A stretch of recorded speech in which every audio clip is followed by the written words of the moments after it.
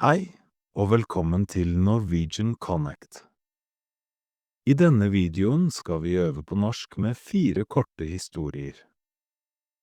La oss begynne. Lises vanlige dag. Hei!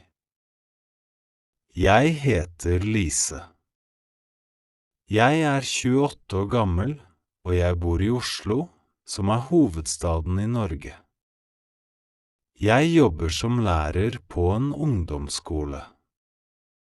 I dag skal jeg fortelle hvordan en vanlig dag i livet mitt er. Hver morgen står jeg opp 7:00. Jeg pusser tennene, dusjer og spiser frokost. Til frokost spiser jeg brød med ost og drikker kaffe. 8:00 går jeg til bussholdeplassen. Jeg tar bussen til skolen. På skolen underviser jeg i norsk og engelsk. Jeg har mange elever. Vi leser tekster, gjør oppgaver og snakker sammen i klassen. Noen ganger har vi gruppeoppgaver eller spill. Jeg liker jobben min. Elevene mine er hyggelige og flinke. 3:00 er skoledagen ferdig.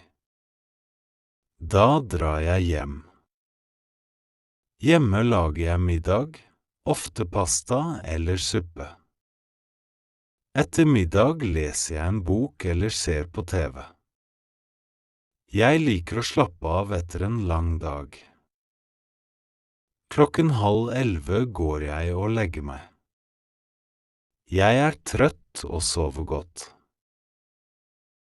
En liten katt på eventyr. Det var en gang en liten katt som het Milla. Hun bodde i en liten rød hytte ved skogen.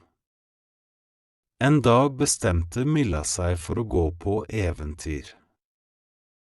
Hun gikk stille mellom trærne og lyttet til fuglene som sang. Plutselig hørte hun et lite pip. Under en busk fant hun en liten fugleunge som hadde falt ut av redet. Milla bar forsiktig fuglen opp i treet igjen.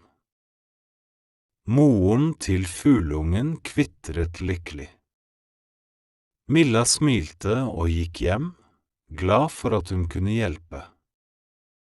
Siden den dagen ble hun kalt den snille katten i skogen. Erik på butikken. Hei! Jeg heter Erik. Jeg vil fortelle dere om noe som skjedde da jeg var på butikken. Først tok jeg med meg alt jeg trengte kjøpe. Når jeg var ferdig, stilte jeg meg i kø på Rema 1000, kassa gikk tregt. Foran meg sto en eldre dame med en full handlevogn. Da det var hennes tur til å betale, manglet hun 27 kroner. Hun begynte å legge tilbake noen varer. Da sa jeg til henne, «Det går fint, jeg kan betale for det.» Hun så på meg, overrasket og rørt. «Tusen takk, unge mann», sa hun stille. Etter at jeg betalte, tok jeg med meg min egen lille pose og gikk ut av butikken. Jeg smilte litt for meg selv. Det kostet meg nesten ingenting, men det betydde mye for henne. Skogens hemmelighet. Lars gikk ofte tur i skogen bak huset. En dag fant han en gammel nøkkel midt på stien. Han tok den opp og så seg rundt. Hvem kunne ha mistet den? Han fulgte stien videre, og plutselig oppdaget han en liten dør i en stein. Den så ut som den ikke hadde blitt åpnet på 100 år.